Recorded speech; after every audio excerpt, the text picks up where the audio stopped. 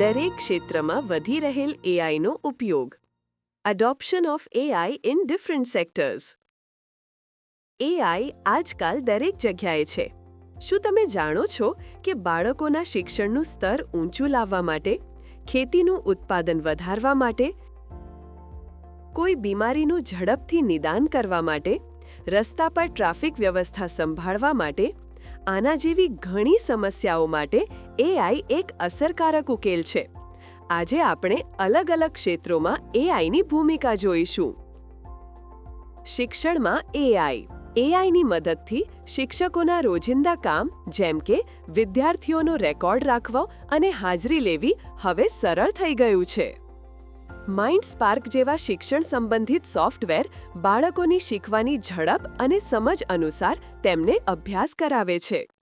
જે બાળકોને learning disabilities એટલે કે શીખવામાં તકલીફ થતી હોય તેમને માટે આ ઘણું ઉપયોગી સાબિત થઈ રહ્યું છે. ખાનમિગો, સ્વિફ્ટ ચેટ જેવી એપ્સમાં એઆઈ બોટ્સથી વાતચીત કરીને તમે તમારા પ્રશ્નોના જવાબ મેળવી શકો છો. એઆઈનો લાભ શિક્ષકો અને વિદ્યાર્થીઓ બંનેને થઈ રહ્યો છે.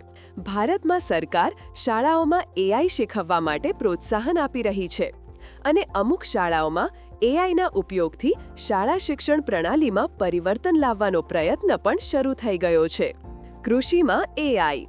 ખેતીમાં ક્યારેક મોસમ બદલાઈ જાય કે પાકમાં બીમારી લાગી જાય તો બધી મહેનત પર પાણી ફરી શકે છે. પણ હવે આ સમસ્યાઓનું સમાધાન પણ એઆઈની મદદ વડે શોધવામાં આવી રહ્યું છે.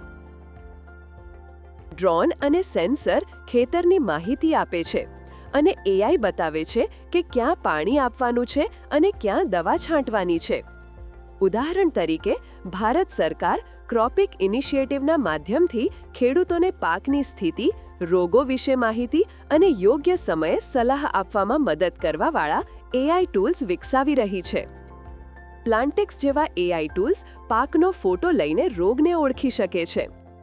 ખેતી સાથે જોડાયેલ પ્રશ્નો માટે કિસાન એ મિત્રા જેવા ચેટબોટ્સ ખેડૂતોને મદદ કરી રહ્યા છે.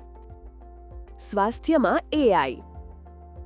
રોગોની ઓળખ અને તેમના ઇલાજ માટે એઆઈની મદદ લેવાઈ રહી છે. એક્સ-રે, એમઆરઆઈ અથવા આંખોના ફોટો જેવા મેડિકલ રિપોર્ટ્સને ઝડપથી વાંચીને બીમારીને ઓળખવામાં એઆઈ સક્ષમ છે. જેમ કે એક ભારતીય સ્ટાર્ટઅપની એઆઈ સિસ્ટમ ક્યુરે.એઆઈ હવે સરકારી દવાખાનામાં ટીબીની ઓળખ માટે અને એક્સ-રે રિપોર્ટને વાંચવા માટે વપરાઈ રહી છે.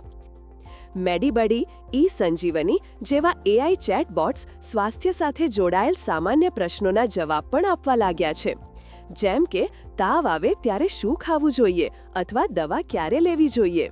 પરંતુ ધ્યાન રાખો, હેલ્થ ચેટબોટની માહિતી હંમેશા ડોક્ટરની સલાહથી જ અપનાવવી, કેમ કે દરેક સલાહ દરેક વ્યક્તિ માટે સાચી નથી હોતી. ભારત સરકાર અને એઆઈ. ભારત સરકાર પણ ધીરે ધીરે એઆઈનો ઉપયોગ નાગરિકોની સુવિધા અને સુરક્ષા વધારવામાં કરી રહી છે.